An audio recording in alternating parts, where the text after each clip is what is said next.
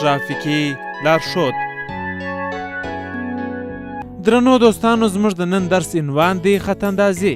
د خط اندازي په باره کې مستقیم خط ورته ویل کېږي چې پوره خط دی. که په یوه خط کې روان وي پر دا بل باندې ټایر نسي راړولی، بیرته شاته نسي ګرځېدلی. که دوه خط وي هغه د ګلدان معنا ورکوي. هیڅ وخت که پر هر لاس باندې روان وي بیرته شاته نسي ګرځېدلی او پر دغه خط باندې ټایر نسي راپورته کولی. په پسې کاتې خطونه دي یا ټوټه ټوټه پرې خطونه دي. هغه هم د یوه لاس ته اجازه ورکول کېږي، هم د بل لاس ته اجازه ورکول کېږي چې دوی راوګرځېږي. هغه هم په هغه وخت کې چې نور ترافیک ته مزاحمت ونه کړي، مشکلات پیښ نه کړي او جاده بنده نه کړي. په پسې یو مستقیم خط یا بل کاتې خط دی. کاتې خط اجازه لري چې بیرته شاته راوګرځېږي او پوره خط اجازه نه لري. دا پسې چرای د حدود د ښولي دي په خط اندازي سره. وخت که چیرې اشاره لګېږي، ډېر داسې زموږ تاسې وړونه ستا چې د اشارې لاندې راسي. بریک ووایي موټر ودرئ. باره اشاره هم نور معلومېږي چې سره سوه که زرغونه سوې چې نور حرکت وکړي بیا وروسته دې حرکت وکړي. نه، هر وخت چې اشاره یې لګېږي یا پولیس د ترافیکو اشاره ورکوي، په هغه شروع د چوک د چرایي کې باید دی حالت انتظار وکړي چې ودرېږي، پولیس د ترافیکو څخه حرکت کوي او اشاره چیش کېږي. نو پس د هغه څخه بیا دی ورداخلېږي په شروع د چرایي کې.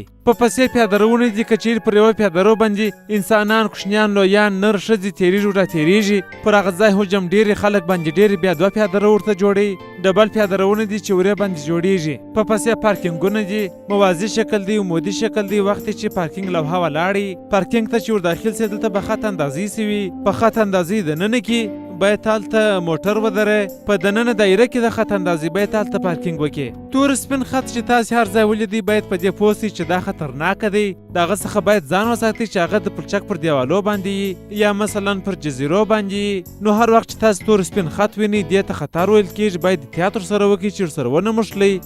دا خط اندازې وې اووم قسم لوحې چې تاسو ته مو د جادې پر مخ باندې تشریح کړې.